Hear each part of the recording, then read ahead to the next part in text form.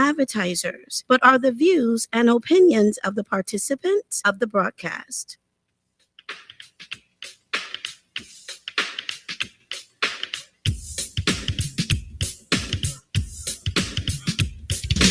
It is now time for the New Life Show featuring Dr. Sheryl Armstrong every Thursday.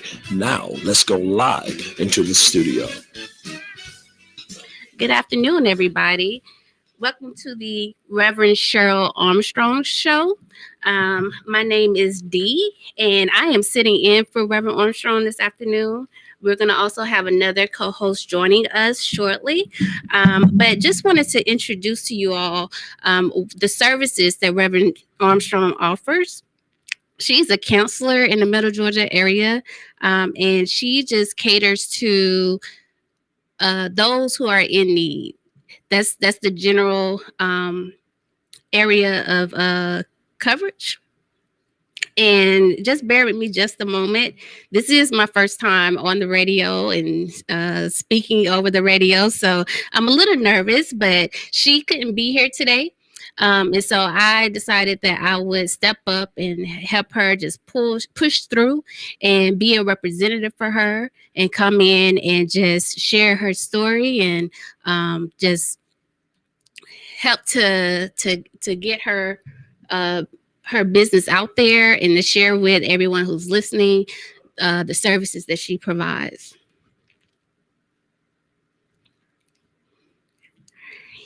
All right. Okay. So the way that she's going to be running her program in the coming weeks is every week she will be providing a topic that she will be discussing. Every week she's going to be providing topics that she's going to be discussing, and this week's topic is focused on millennials versus baby boomers and how each group deals with counseling. We know that recently there's been a lot of talk, especially with baby boomers. Especially with millennials, with the whole Black Lives Matter movement, with COVID and everything else that millennials have had to deal with in their particular generation. So I think that the millennials tend to be a little bit more outspoken in terms of their need to receive counseling and their acceptance of counseling. Myself, I am a millennial, so I can only speak from that particular perspective. It would be nice to have some people call in and give the baby boomers perspective on counseling and their acceptance of it or their willingness to partake in it and just their thoughts and viewpoints on it. At some point, like I said, it'd be nice to have some baby boomers come in and actually provide their perspectives. I know just from people that I've spoken to personally, I've been told from the baby boomers perspective that millennials tend to be a little bit more not as tough. I guess that's the best way to put it. They tend to not. Trying to think of the easiest or nicest way to put it, but just not as tough and not as capable of going through challenges. And when you think of things that the baby boomers experienced, whether it was the civil rights movement or all of those things, then you can kind of see and understand where they're coming from with that. From a millennial's perspective, I just think that we have come to a place where we realize that, we want to take advantage of the opportunities that are out there for us. And not to say that those opportunities weren't available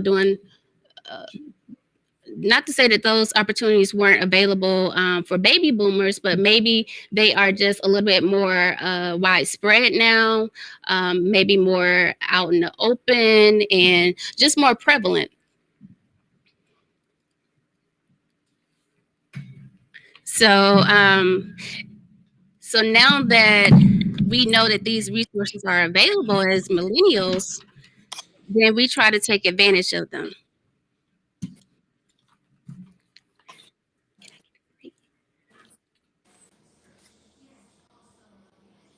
Hello? Okay. All right. And so, and I see that Angel has actually joined the conversation. So welcome to the show, Angel. And is there anything that you wanted to add to what I've laid out so far? I wasn't able to hear the audio, so if you Let's could see. Can we hear Angel? Hi, can you hear me? Let's see. Angel, are you with us? Yes. I think I'm having some audio issues. I can't really hear. Where we have some technical All difficulties. right. Well, we're going to be resolving those issues with Angel, but like I was saying, there are just a lot of more opportunities that are out in the open for millennials now. And I think that that is part of the reason why, as a millennial, we just are, seizing those resources and trying to better ourselves ultimately. So I think we have Angel, the audio issues resolved now. Can you hear me, Angel? Or can I Yes, hear I can you? hear you. Okay, I can hear you as well. So go ahead and introduce yourself and provide your insight or perspective on what I've been talking about. Oh, okay. So I did not get a chance to. I'm fully apprised of what the topic is. Well, let me fill you in real quick. So we're talking about millennials versus baby boomers and their perspectives on receiving counseling. Okay. So what I believe that millennials can learn from the baby boomers is how they've overcome the society where we're experiencing a pandemic, how it's affected them psychologically at home, the fact that they're having more time to think about different opportunities and how they're being affected financially, determining whether if they should become more entrepreneurial versus looking for job security, which is very difficult to do nowadays. Most jobs you can't, or most people are not retiring from jobs these days. So gaining insight from what direction they should take based on where technology is going, and how to actually earn money during that time frame. Right, right. And I could totally relate to you when you say that most people aren't retiring from their jobs. Just the other day, I was having a conversation on my job. We had some interns who were, in for the summer. And one of the things that one of the more seasoned employees shared with that intern was that, people aren't really retiring. They're not working in the same position 20, 30 years anymore. Unlike back in the day, that was what was expected.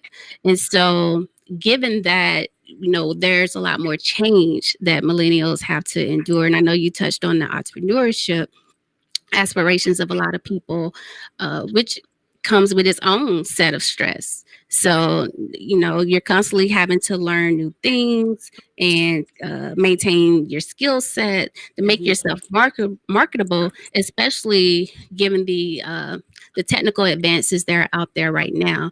A lot of times, even though it is good to have certain skills, you have to continue to maintain those skills. Otherwise, time doesn't stop. Things continue to advance, and you have to stay abreast of all the new things that are applicable to your particular career field. I totally agree. My background is I was an IT person in the military. I have several different backgrounds. I have worn a lot of different hats and have learned a lot of different skill sets. And so my current job is a recruiter for a janitorial service at a major aircraft place here in Savannah, Georgia. But I'm finding that most people are coming for job interviews and then are not taking the job. They're finding that being at home is more profitable than actually obtaining a job. So they're spending more time at home with their children, teaching them more, spending more time with their children and learning about their children, realizing that they are have the ability to be more involved with their children and parenting more, and they're finding it more beneficial and more rewarding.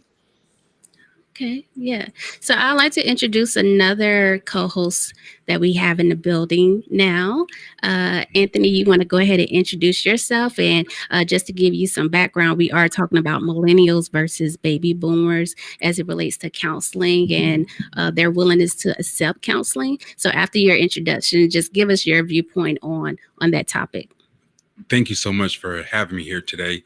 I'm Anthony Johns. I have a Bachelor's of Science degree from Texas College. I taught English in South Korea for 5 years. I pretty much see the baby boomers and the millennials as two different people due to the pandemic and what a lot of millennials feel like they weren't protected by the baby boomers to prevent pandemic, to prevent job loss, to prevent unemployment. And a lot of millennials are going through hard times where they feel like they are not protected. A lot of, I would say, a lot of anxiety, a lot of pressure to say or to question the what if of your future.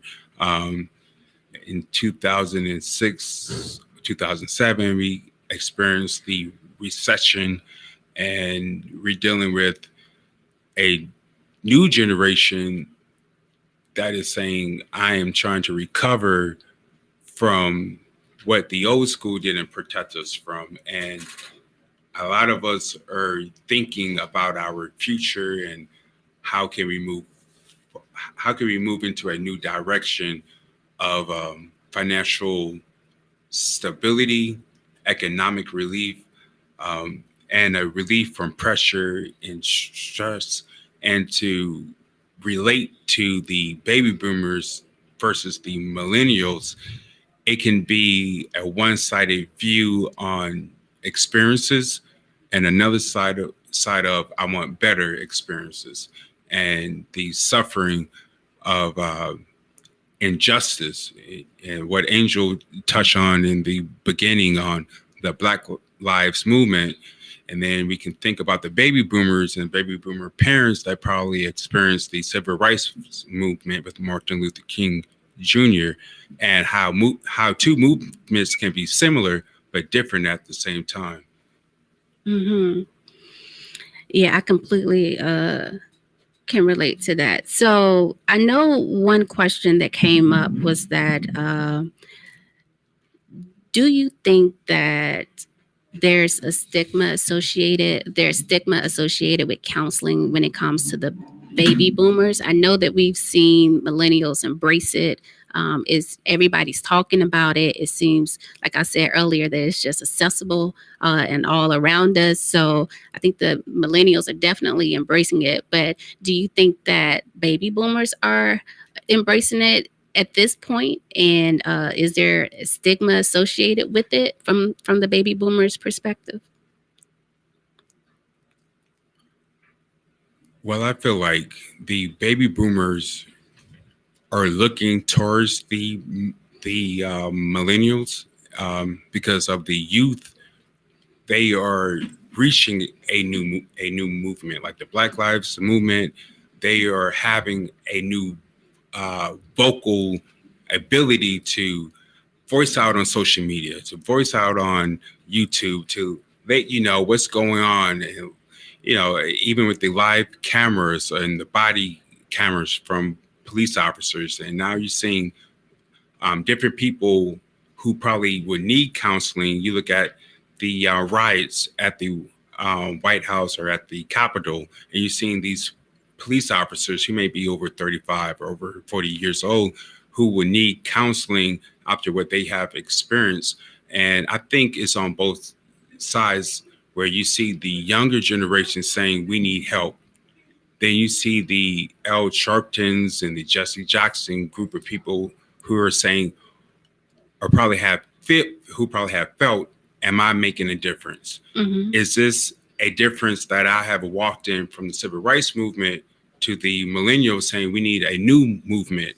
and how can we save the younger generation. I think there's two sides of people who may need counseling due to not seeing action. And a lot of millennials are saying, I am going to seek help. Mm-hmm. I'm going to voice out my opinion.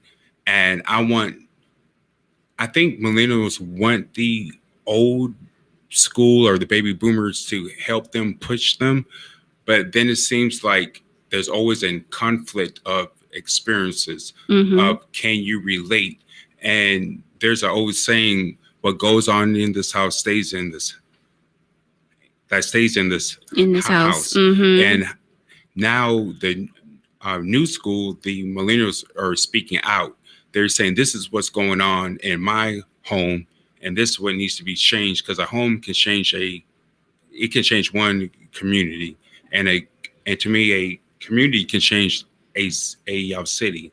So I think the whole verbal of just speaking out and having a verbal movement is changing generations. And I think the old school are hearing the millennials, and the baby boomers can connect with the millennials once there's an open ear to hear and see what's going on in today's nation. Right. That's true. Angel, I see that you're shaking your head in agreement. Did you want to add to that?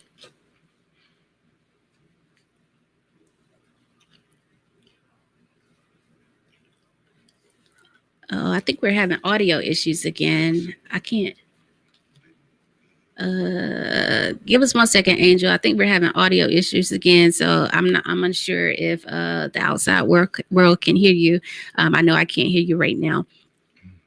But yeah, I agree with what you were saying, Anthony. I think that there is an opportunity for the baby boomers to learn from what they see the millennials doing. Just like when the millennials were younger, they were looking at, like you said, the Reverend Al Sharptons and the Jesse Jacksons, and trying to just observing what they were doing. And now they're taking on more of a leadership role themselves. And so, and not just when it comes to like Black Lives Matter or civil rights issues, but just with the insight to see that, okay, things aren't right. I'm not emotionally well, and I can take advantage of some of the counseling services that are out there, regardless of what anybody or how anybody feels about it.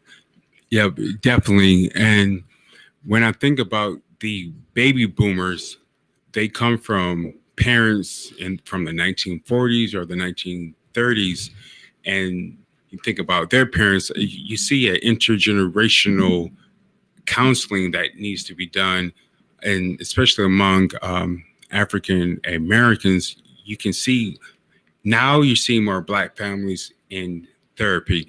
I remember if you had a white friend and he or she may be going through a divorce as a kid at the age of 8, you see that kid going through counseling.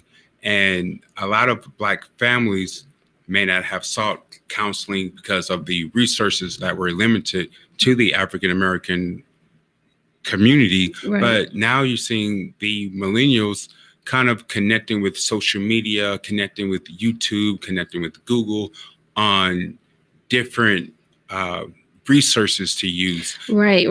And so the fact that they're seeing it all around them, I think that what you're saying is that makes them be more accepting of it themselves, because it's all around them. They know, or they see other people reaching out for services and reaching out for help. And so because of that, they're more accepting of it themselves. Definitely. And so, but still, let's touch on the stigma aspect of counseling, because we kind of brought that up earlier. But from a baby boom, and I don't think any of us are baby boomers involved in this conversation right now. But what do you think that stigma was for baby boomers back in the day? I think the stigma was seek God, find a pastor, find a church. Right. It become a spiritual, and let Jesus fix it, right? Let Jesus fix it and give it to God. Right. Leave it at the altar. Right. And it actually gives you a conscious mind pattern to say, a lot of people say, well, forget about it, shake it off, move on, do not cry, be tough, and just look forward. But that never solves anything, right? Because it doesn't go away. It doesn't go away. Even it may subside for a moment or two, or in that moment. Yes. But as soon as you're by yourself, or in a quiet space where you don't have a lot going on around you, those thoughts will revisit. Yes. And so at some point you have to confront it head on, and seek the help that you need. I love what you just said. Seek the help that you need, because a lot of us are going through spiritual inner pain, and it's so easy to hide the invisible pain.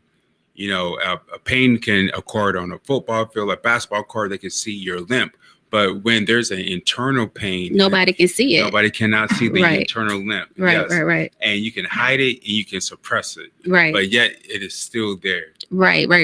And a lot of times when you hear about people really being in a bad emotional state, a lot of times the people around them will say, well, I thought this person was okay. I just saw this person and they were smiling and laughing and, interacting with everybody, that was around. And so it wasn't something that a lot of times, like you were saying, it's invisible. It's invisible to the outside world, but internally that person could really be struggling in the inside. That is so true. And the internal struggle, and I call that an invisible pain, where you can have a struggle in your emotions, in your anger, in your temperament, in your character. You could be in a fight due to the trauma of your past. And a lot of baby boomers and a lot of older school people may have just hid it for so long. But now with the millennials, they are more expressive.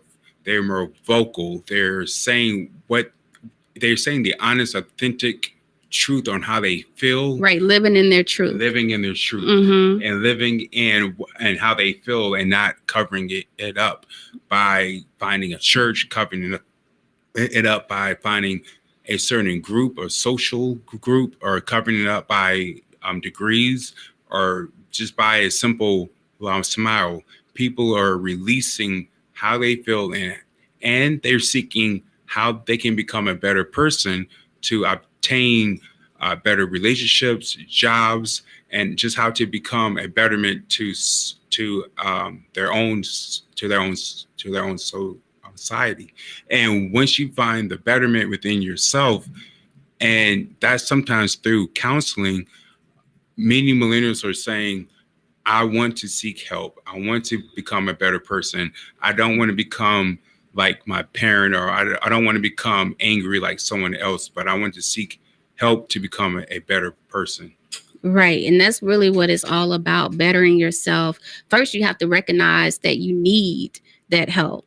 And you have to, seek that. And I know a couple of times we talked about the role that the church, or, your religion, or your faith plays in that. And we are by no means saying that that's not vital, because that's absolutely vital. But what we're actually trying to emphasize is that you can supplement that, with the counseling services that are out there. And you can pray, and do all of those things that your faith leads you to do. But in addition to that, you can also take advantage of counseling services. And that just gives you an opportunity to just share your inner thoughts with someone in a safe space, because a lot of times we can't tell our family how we feel, or our friends how we feel.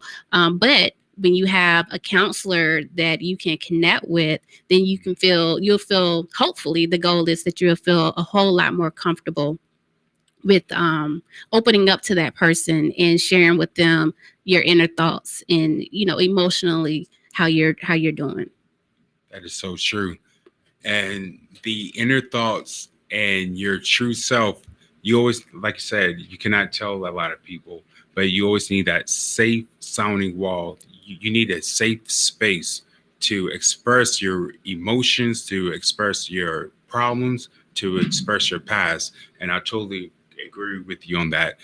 Sometimes it's best to find counseling from an outside circle. And Angel, you probably feel the same way. Let's see if we can hear Angel now. I don't think it's still working, so we're just gonna continue the conversation. And Angel, feel free to try to tap in whenever. Keep working on the audio on your end, because we would love to, keep you involved and engaged in the conversation and hear your perspective on things as well. So, just to revisit, I think those out there listening to us, we warmed up a little bit in the beginning. It was. I think I was a nervous wreck, just trying to get accustomed to the mic. I'm not used to hearing myself talk on the microphone and just all the equipment in here. It was a little overwhelming, but I think we've warmed up a little bit. And like I was trying to say earlier, I don't know how well I articulated it, but this is the Reverend Sheryl Armstrong hour, I guess is what we're going to call it. She will be hosting this hour every week on Thursday between 4 and 5 p.m. Eastern time. And as I mentioned earlier, she is all about providing counseling services. She actually has a counseling business. Her business is called New Life Counseling. And her motto is that she wants to integrate spirituality. I can't even say the word. I tried to get it out, but y'all hang in there with me. But it's all about incorporating the spiritual aspects. Like, I had to change the word up. It's the spiritual aspects as well as, theology into a holistic experience that focuses on the mind, the body, and the soul. And she has obtained the training necessary to actually guide and help counsel people in those areas.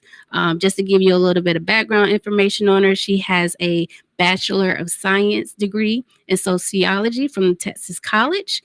And she also focused on healthcare management from Webster University. And so, this isn't just a person who is leading without the academic and the education and studying these subjects. She's actually really studied, and, she has a background in this particular field. Can you hear me now? Oh, yes, we can hear you. You're back. Yay. Yay. But I know we've been talking quite a bit, and you were trying to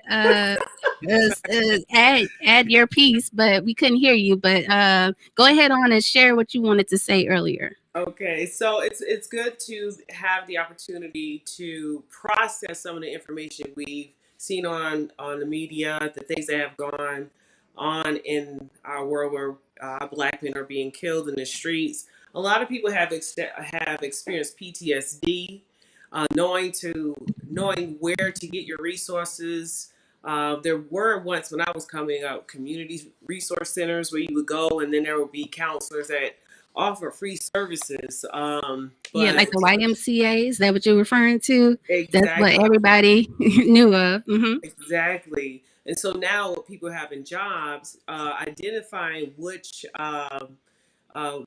if you have, which insurance companies offer resources to help you find counselors in their network. A lot of people don't know that they have that opportunity to utilize their current healthcare services.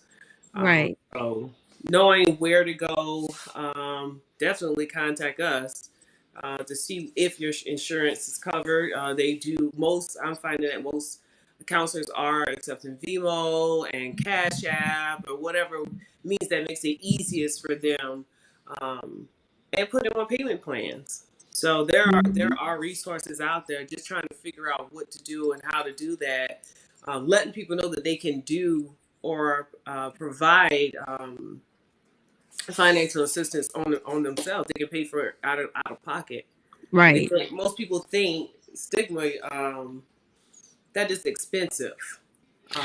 That's true. That's true. People don't realize how affordable it is. And if you are in search of counseling services, the first counselor you come across, if they're too expensive, that doesn't mean that there's someone out there who is more affordable for you and can provide you with the services that you're seeking.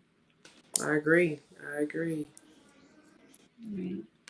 Angel, have you ever thought about counseling, or have you ever been through anything in your life that probably happened traumatic? You don't have to give details, but have you ever had a moment where you felt like I need more than what I'm getting?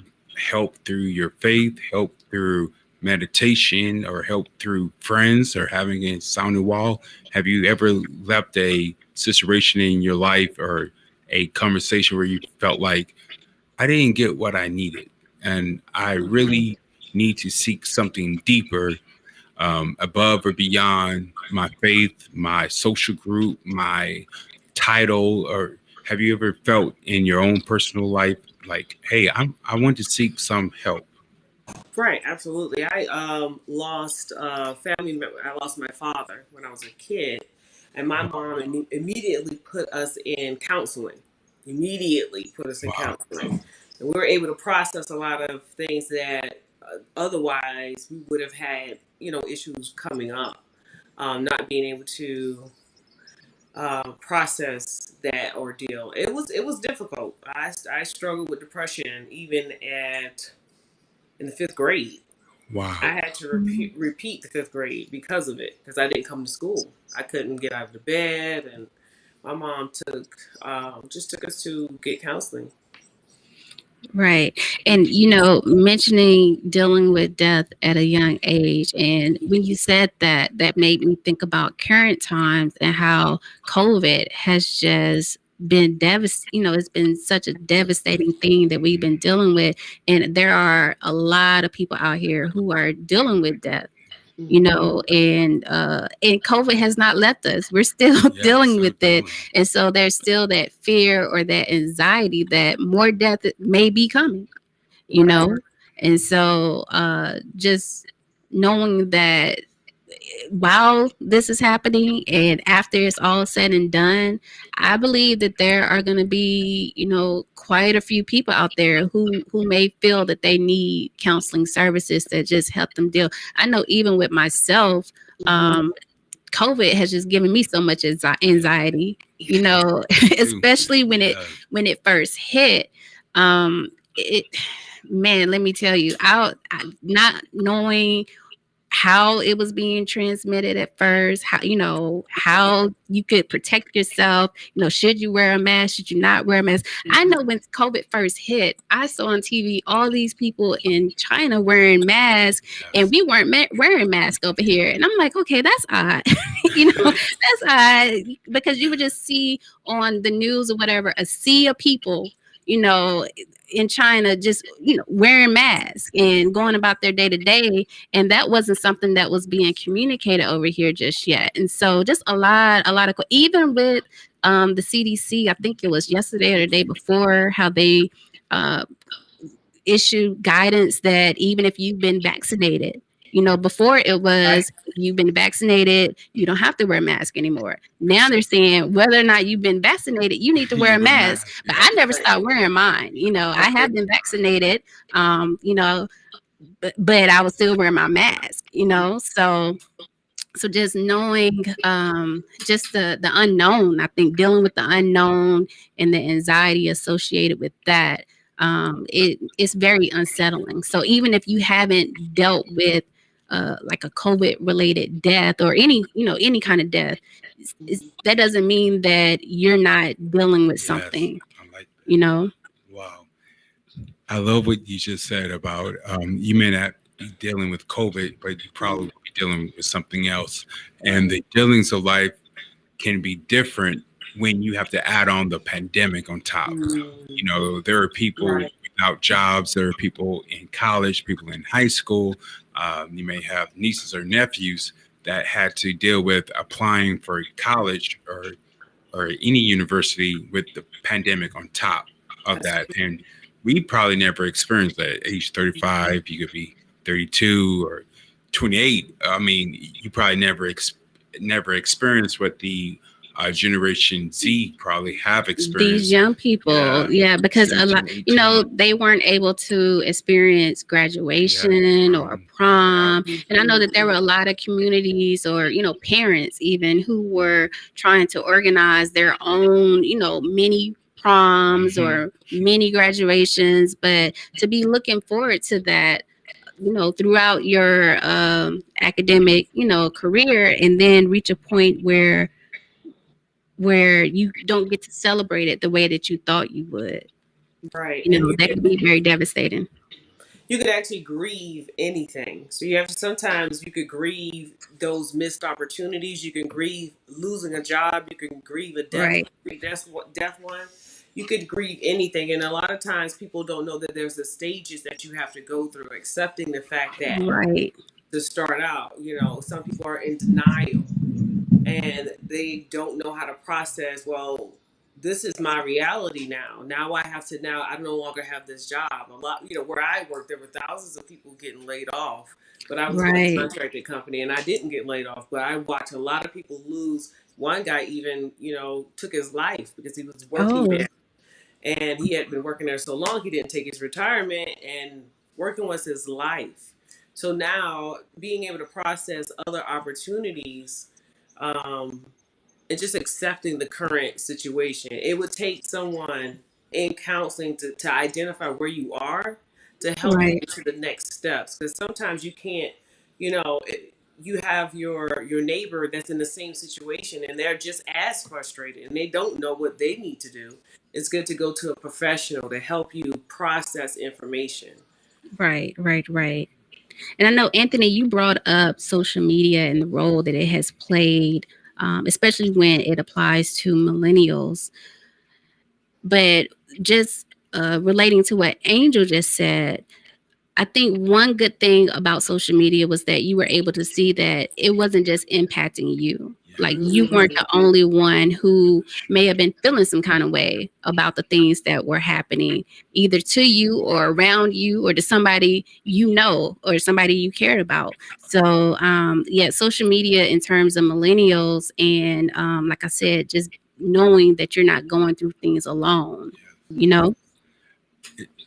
And to bounce back what you just said about social media, there was a YouTube video out of two brothers meeting after over 7 years, and they posted it on YouTube of their two brothers meeting after 7 years and hugging and touching and embracing one another, and the views were over 1 million, and the comments, and I'm sure that one video, it wasn't in Hollywood or production video, it was just a real authentic video that they posted on YouTube. And that moment needed to be captured. And they were young guys, so they were young people. And a lot of the younger people or the millennials are really posting their reunions. They're posting what they never experienced. And it's actually motivating people watching those videos to say, you know what, I may need to reconnect with a long lost sibling. You could be 38, you probably never saw your brother in 20 years. You see that with the millennials, and you see that with the baby boomer kids that are saying, you know what, I might be 32, I haven't seen a half brother, I haven't seen another sibling in some time, and let me post this, and this create a relatability, transparency on social media to say, you know what, if this person did it, he posted it, I can do it in private, don't have to post. This is my motivation. And social media, and I love how you brought that up. That is so right, I think, for the millennials. And so I think we've really touched on how millennials really, I still believe that there's some stigma when it comes to counseling with the millennials, but will we all agree that it's just not maybe as much stigma with the millennials as compared to baby boomers? I agree. That's basically the consensus. And I wish we could have some baby boomers call up and give their perspective, because not to be speaking for that particular generation, but we're just going off of our observations and I agree. what we've seen and people we know, basically the subset of people that we know who fall into that particular generational category. Absolutely. And so been trying to make sure that we emphasize that every Thursday between 4 and 5, Reverend Sheryl Armstrong, she will be hosting this particular hour, and we're going to call it Reverend Sheryl Armstrong and friends and family. Yes. Because my understanding is that she's going to welcome different co-hosts to come in and just have a conversation and talk about the need for counseling as it relates to just what people are going through. Right. What they are going through. And just to reiterate, the name of her business is New Life Counseling Services. That's correct. And so she will be offering services to pretty much anybody. If you feel that you are in need of counseling services, give her a try, have a conversation with her, and hopefully the two of you can, or if it's a family, the people who need the counseling services, hopefully they will be able to get what they need with her. Right. So some of the services, or some of her background is she has a BS in sociology from Texas College. She went to Webster University and has her healthcare administration. She has a master's in divinity for special care and counseling. She has a certification. She's actually a certified chaplain as of 2012 from West Virginia University. She has anger management. She's an anger management specialist. So she can help to facilitate a lot of needs, even in groups and also individual care. So you'll get she has a whole lot to offer. That is true. And Angel, can you also reiterate what you were saying earlier to when you were speaking about the different ways that people can obtain counseling services? Because you mentioned employee plans and so you could reach out to obviously community services. You could also contact us and see if we take your insurance. You can reach us at 478-449-0167. We are available Monday through Sunday, 7 days a week, from 11 a.m. to 11 p.m. because we have evening hours available. Mm-hmm. right, evening hours clinicals. So Okay. we have people who do their clinicals in the evening. That's why we're open till 11 p.m. You can also reach out to www.psychologytoday.com/us and look under life coaching. We can do face-to-face meetings. You can prepay for the services, Cash App, Visa, MasterCard. So if you go to psychologytoday.com/us, you can type in Sheryl Armstrong, and most of our information is also there as well. Right.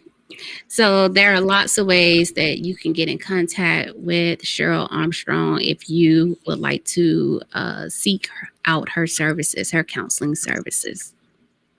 And some of her specialties are marital counseling, teaching ways to ensure that you have a healthy marriage, premarital clinic, which deals with past traumas to ensure you don't it doesn't spill over into your marriage, depression, anxiety, grief, loss, trauma recovery, PTSD. A lot of people associate PTSD with just people in the military. I'm also prior service military, but you can have PTSD from anything, post-traumatic stress syndrome from anything. Holistic spiritual training, coaching, self-empowerment. A lot of people are trying to figure out who they are now, right now in this moment in time, trying to figure out the next steps of their lives. But reassuring who you are and the next steps will help you help direct you on the maybe a next set of skill sets that you can focus Right. on based on your personality and where you are in life.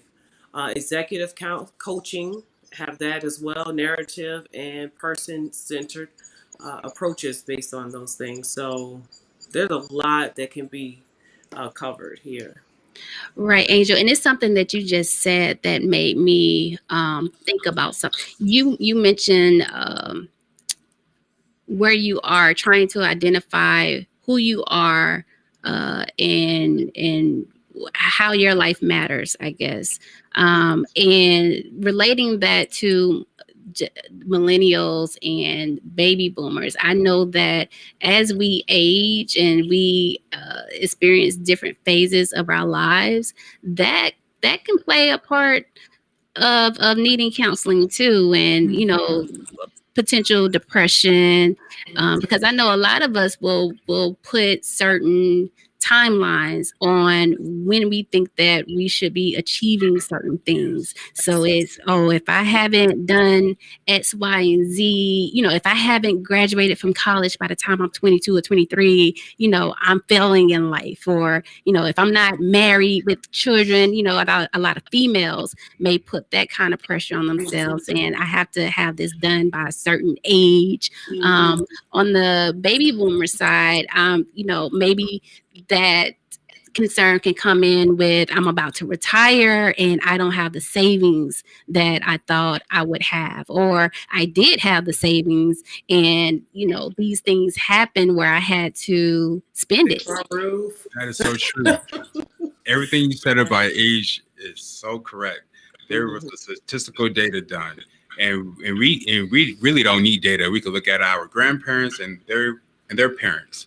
A lot of our grandparents and parents and their parents have actually were married by the time they were 16, 18, and the statistical data showed that in the 1970s, people were married by 23, 24.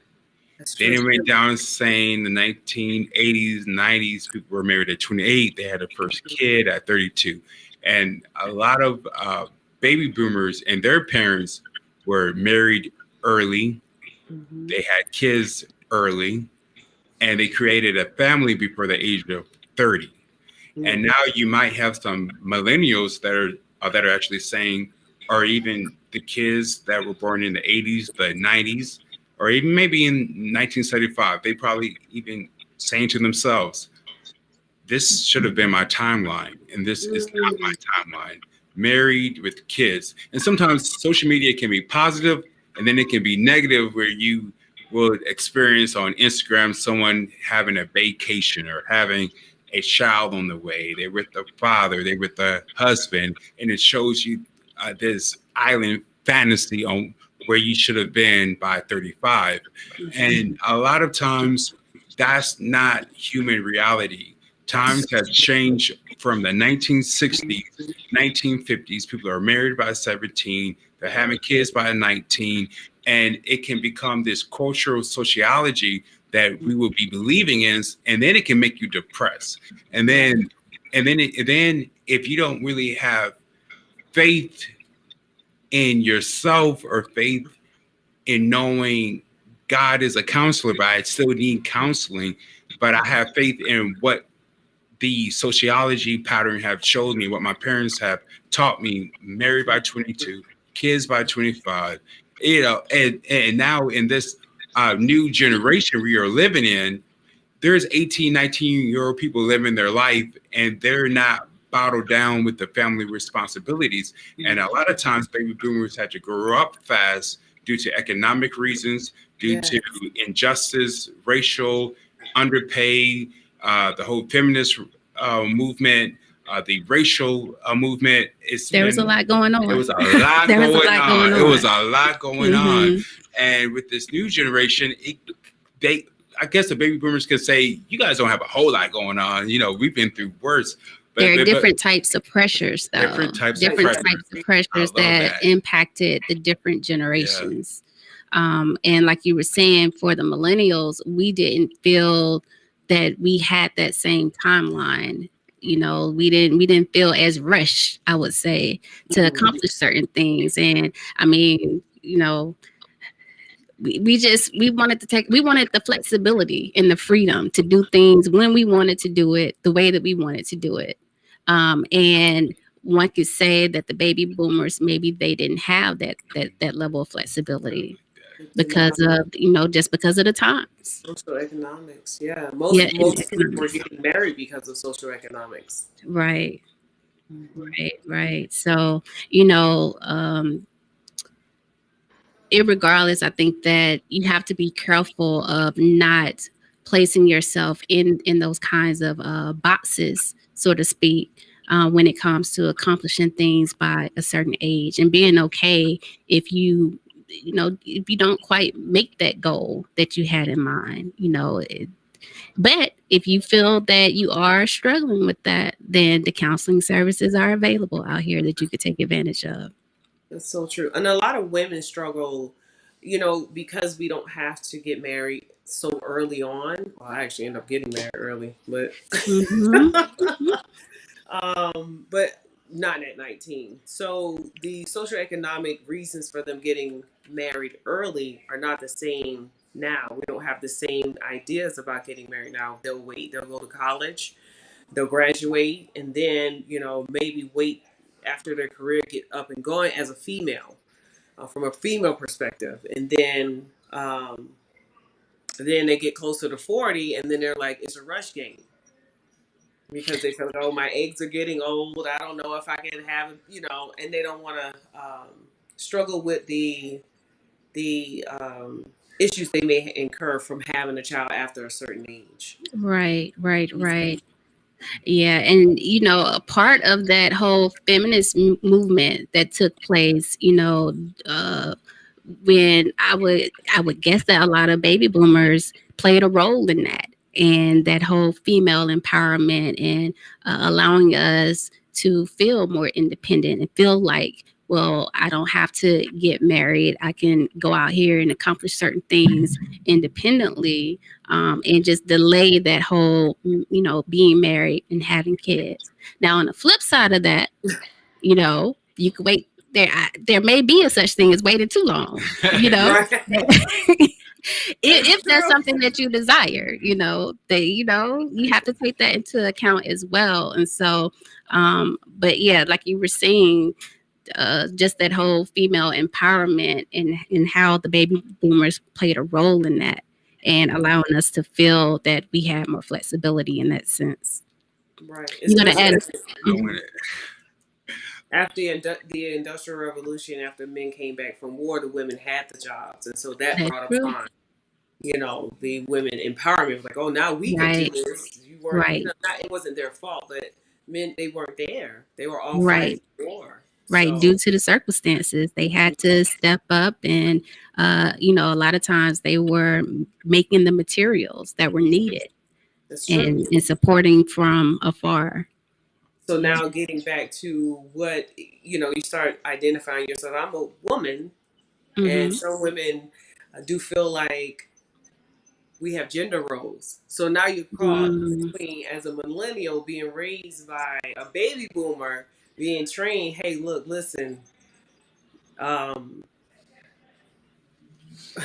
this is how I was trained, this is what I saw coming up, versus who I am now based on the circumstances of life. Right. Anthony, I think you were going to add something from a male's perspective. Are you going to throw in, what, you know, you're going to represent for the men? Yeah.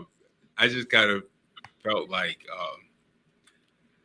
you know, when you're dealing with an relationship counseling and the gender roles may be different on what the male may need counseling in and what the female may need counseling in. And what experiences we may have different when you said, you know, after the war, the females had the jobs and the men didn't have the job, or it can become a statistic where a lot of black men can't find jobs, but the black females can find jobs, and then it can become Oh, you anxiety, digging deep pressure. now. You digging deep.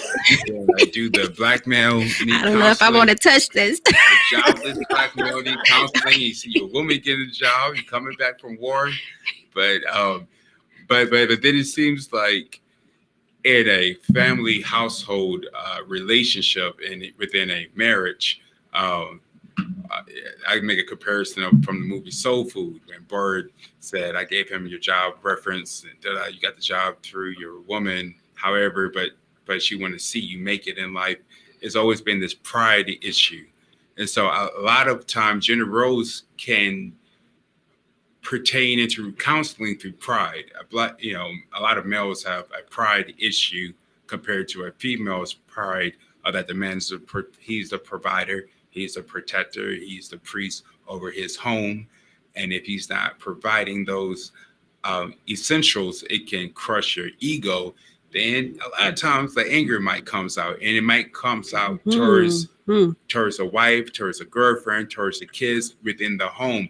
What goes on in this house stays in this house. But sometimes what's going on needs to come out. And sometimes a lot of a lot of the male leaders may need counseling and to say, hey, let me do things differently. Maybe I can change the family dynamic if I change first, since I'm the head. And sometimes the male need counseling first to understand challenges of life, pressures, job pressure, being in this generation with the millennials who's seen the George Floyd, who's saying, it's hard to be a male or a black male in today's society. How do I balance that? And then you have the anxiety from the woman or from the girlfriend, from the mother, from the sister who might say, I have anxiety because this could be my cousin. This could be my husband. This could be my brother that I'm seeing on social media. So I think with every injustice we have experienced in the last 5 years, it's bringing counseling to the forefront to recognize what is trauma. And trauma is now being shown on social media on what a lot of the minorities had to go through. And then it can be vice versa onto the other or the opposite to say, hey, I may need counseling too, because I'm affecting this group like this, or I'm affecting my mate like this. Who I affect who needs counseling, I would need counseling as well. Right. It could be a whole toxic situation. Yes, toxic situation. I love that. From the top down. From the top to the bottom. That is so true. That's true. Well, we are wrapping up our session today. I just want to thank everybody for tuning in and just growing with us, because I feel like there was definitely some growth that took place from beginning to end. It was a learning experience. But once again, Reverend Sheryl Armstrong, join us next week between 4 to 5 on Thursday. Thank you so much and have a great day, everybody. Bye. Thank you so much.